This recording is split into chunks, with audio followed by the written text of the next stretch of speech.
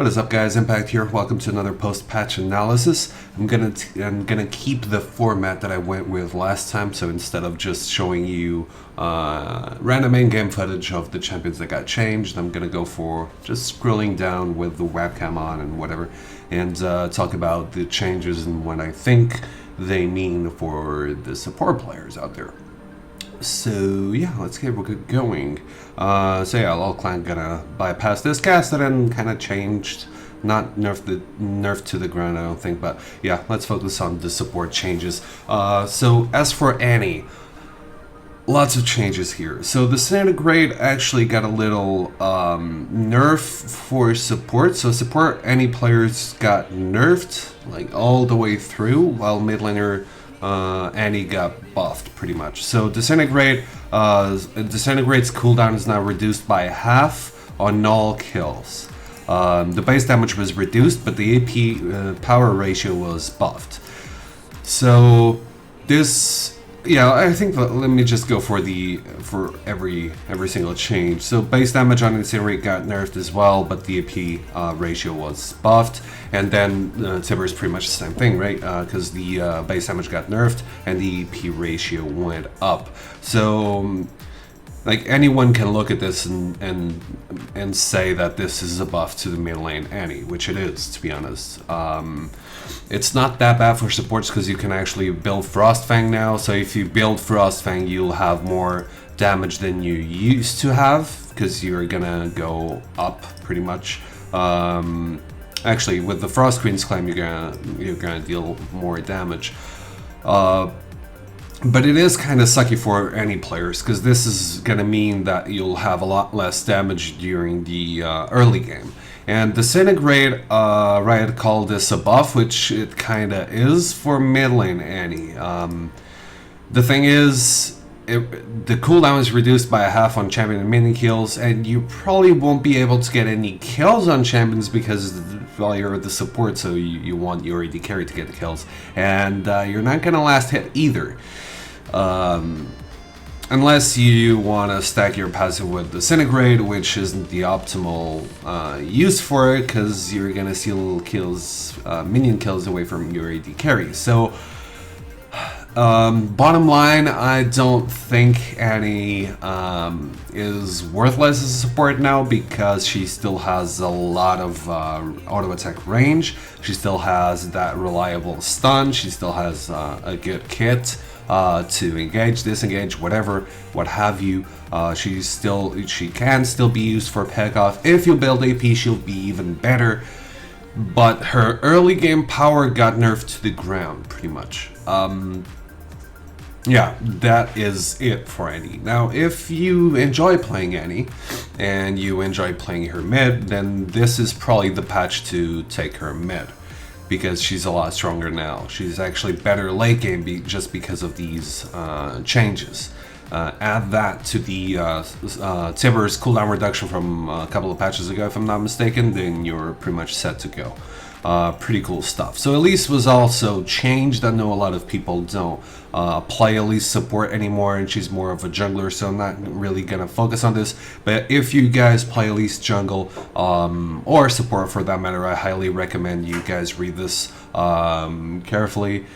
Because yeah, it's still a pretty big list of changes. Base damage got reduced on her neurotoxin on her Q. Then some more changes to the health damage versus monsters, which is gonna pretty much nerf her smite potential or steal potential or whatever. Because you could. If you were playing your jungle, then you could go for Drake, and then you could just use Q on the Drake and smite at the same time, and you deal a ton of damage because of the percentage damage on monsters. That was reduced by a lot, actually. Not that much early game, but a lot late game. But yeah, let's just skip Elise, because not a lot of people play her as a support. Kagmo was also changed. Heimerdinger was also changed. Nautilus, no, a lot of people don't really use him as a support anymore, but the cooldown reduction on his shield was was reduced to 18 seconds at all ranks, and the bonus health ratio was buffed. So this means he's a lot more viable for the jungle role right now. Don't really know how often people will pick him just because of this change, but still a pretty nice change. Support Nautilus is still kind of iffy. It does help you go in every now and then, but it's still a hit. It's still of two-edged sword, pretty much as a support. If you go in, there's still not a lot of. You do have the shield, but you're gonna get poked as hell if you don't get out quick, pretty much, or if you don't get the kill. Silver also changed, Scar nerf. Then we have Thresh nerf again. Soul despawn rate 8 seconds instead of 15. Riot just wants to make Thresh players go for the. Sorry about that. Just want to make Thresh players go for the souls as soon as they spawn, pretty much. I don't think anyone will actually get into harm's way just because of the soul despawn nerf, to be honest. But I don't know. I really don't know. Like every single patch, there's a Thresh nerf, to be honest. And it's kind of warranted, to be honest, because the champion has such a great kit that it's bound to be nerfed, pretty much. But yeah, better change Lee Sin when Gragas one-shots people with one item. Anyway, Twisted Fate will also change. These changes on Twisted Fate, Diana, and Fizz, whatever, are pretty much to balance the Lich Bane change, because it got nerfed. And these are the three main champions that use Lich Bane, so yeah. Vi also changed. Font updates, Recall, Jungle, Fiora, Karthus, LeBlanc, Lux, Quinn, Udyr, Vel'Koz. None of this truly matters to us. Lich Bane also changed. The supporters don't really use this. Trinkets were changed. And this is actually pretty a significant change, if I can say that. So two big changes. First of all, start cooldown for all trinkets. You can now use your trinket 2 minutes into the game instead of minute 30.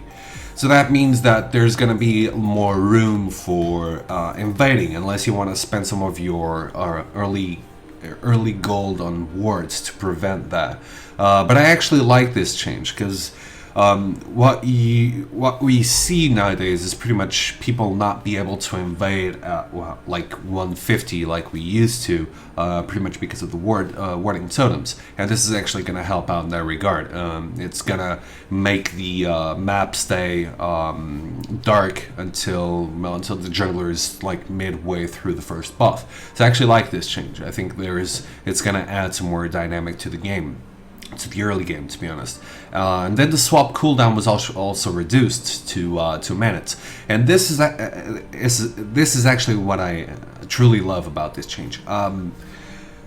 If you guys remember my Ruby Crystal video against Orange Shield or whatever, what I said was I actually enjoyed having Ruby Crystal instead of Doran Shield, because the first trip back to the base means I get Sightstone and I can swap my Warding Totem for Sweeping Lens.